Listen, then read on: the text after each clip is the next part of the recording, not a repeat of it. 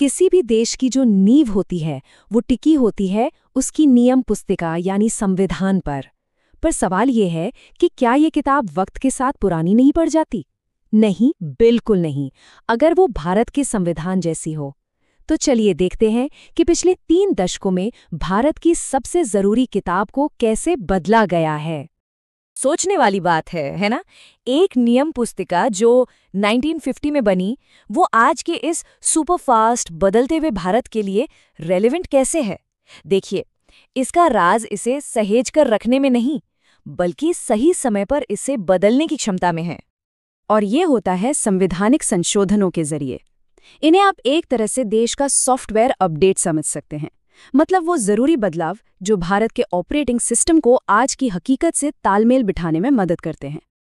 तो चलिए सबसे पहले बात करते हैं उन बदलावों की जिन्होंने सत्ता को आम आदमी के दरवाजे तक पहुंचा दिया।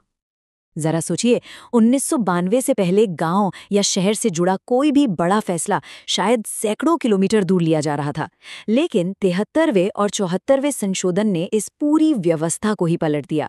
इन्होंने शक्ति को दिल्ली और राजधानियों से निकालकर सीधे गांव की पंचायतों और शहरों की नगर पालिकाओं के हाथ में दे दिया। और इसी तरह 70वें संशोधन ने लोकतंत्र का दायरा और बढ़ाते हुए दिल्ली और पुदुचेरी को भी राष्ट्रपति चुनाव का हिस्सा बना दिया। और हाँ, ये सिर्फ नाम के बदलाव नहीं थे। संविधान में बाकायदा नए हिस्से और सूचियां जोड़ी गईं, जिससे स्थानीय सरकारों को असली ताकत मिली।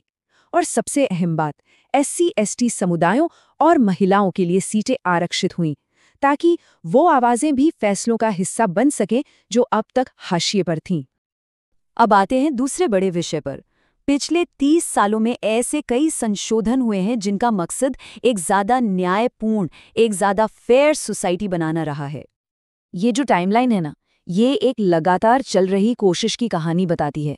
1995 में प्रमोशन में आरक्षण से लेकर 2023 में ऐतिहासिक महिला आरक्षण तक, हर एक संशोधन भारत में सामाजिक न्याय को मजबूत करने की दिशा में एक नया अध्याय जोड़ता है। 86वें संशोधन का तरीका तो देखिए, कितना शानदार है। इसने सिर्फ शिक्षा को एक मौलिक अधिकार नहीं बनाया, बल्कि सरकार के लिए इसे एक लक्ष्य और नागरिकों के लिए एक कर्तव्य भी बना दिया। मतलब हर स्तर पर यह पक्का किया गया कि कोई भी बच्चा शिक्षा से दूर न रहे।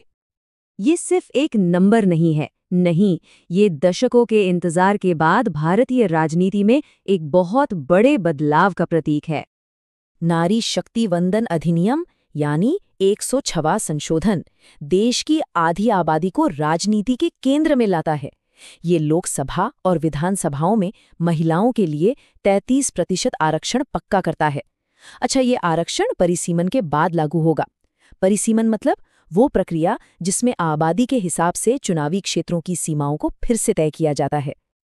इसी कड़ी में 104वें संशोधन ने SC/ST समुदायों के लिए आरक्षण को और 10 साल के लिए आगे बढ़ा दिया, लेकिन साथ ही एंग्लो इंडियन समुदाय के लिए जो मनोनयन से सीटें भरी जाती थी, उस व्यवस्था को खत्म कर दिया।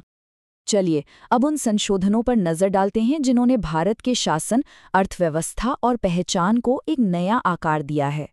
ये सोच उस समस्या का जवाब थी जिसे जंबो कैबिनेट कहा जाता था, मतलब राजनीतिक फायदे के लिए बनाए गए बहुत बड़े बड़े मंत्रिमंडल। तो इसी प्रॉब्लम को सुलझाने के लिए आया 91वां संशोधन। इसने एक सीधा लेकिन बहुत मजबूत नियम बनाया कि मंत्रियों की संख्या सदन के कुल सदस्यों के 15% से ज्यादा नहीं हो सकती। इससे न सिर्फ सरकारों का आकार काबू में आया, बल्कि राजनीतिक स्थिरता भी बढ़ी। अर्थव्यवस्था के मोर्चे पर 101वां संशोधन तो एक क्रांति ही लेकर आया। सोचिए, पहले कितने अलग अलग तरह के टैक्स थे, एक्साइज, वैट, सर्विस टैक्स और न जाने क्या क्या।